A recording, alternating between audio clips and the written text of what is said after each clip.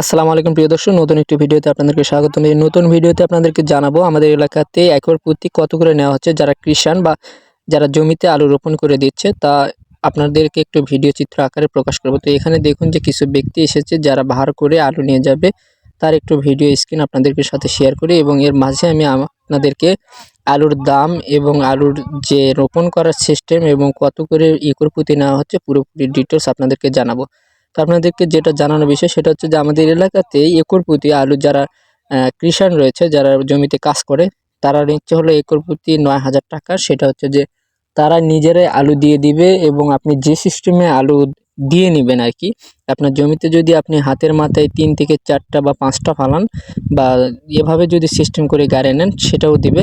তো আমাদের এলাকায় যেভাবে চলতেছে এবং যে মূল্য সেটা আপনাদেরকে শেয়ার করলাম। এবং আপনাদের এলাকায় কত করে যাচ্ছে তারা আপনাদের এলাকাতে যারা কাজ করতেছে সেটা অবশ্যই কমেন্টে জানান এবং একর প্রতি কত করে নেওয়া হচ্ছে সেটাও জানান এবং সিস্টেমটা কীরকম এবং হাতের মাথায় কটা করে আলু নেওয়া হচ্ছে সেটাও জানান। ঠিক আছে?